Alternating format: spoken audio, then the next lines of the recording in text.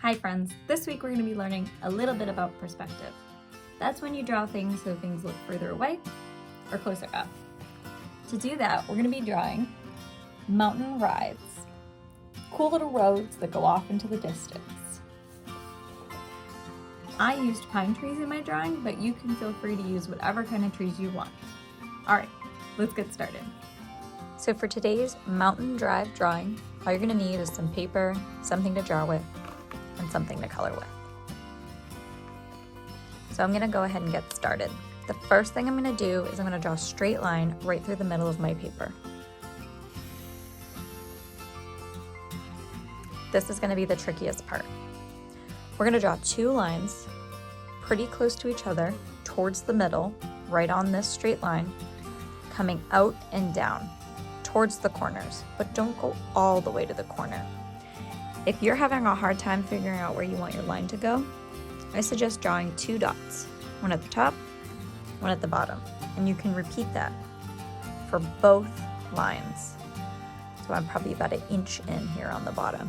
And I'm gonna draw a straight line coming down like this, and then another straight line.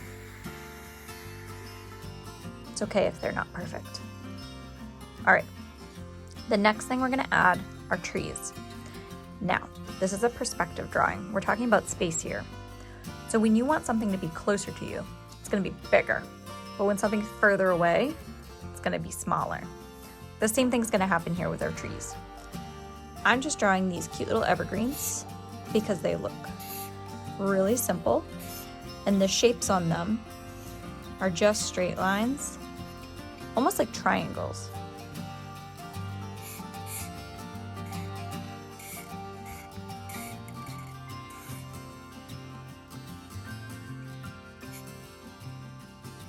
All right, kind of went off the page a little bit there, but that's okay. Don't forget to add your trunks. Now we're gonna add more trees. These trees need to be behind the first trees, but if that's getting too tricky for you, it's okay to draw them separately. Just remember, very important, the trees need to be smaller than the first tree. We're gonna draw 3 in total, so try to leave a little bit of space back here for a small tree.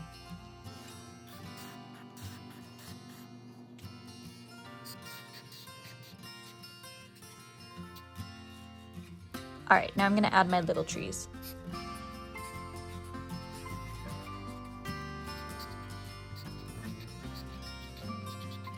Now, if you don't wanna draw evergreens, you don't have to.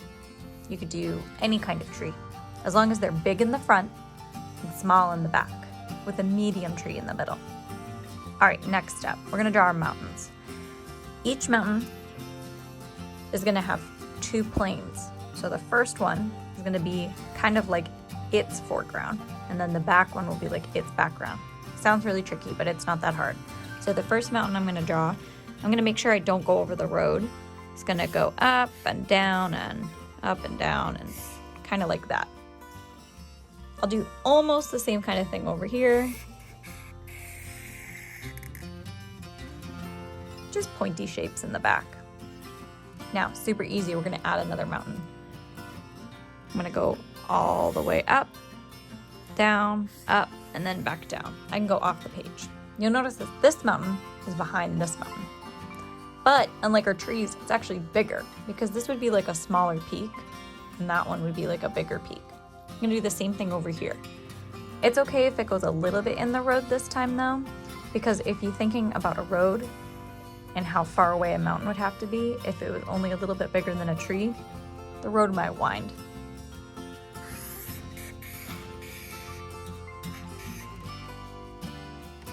All right, last step, we're gonna add some clouds, color it in, and you're all done.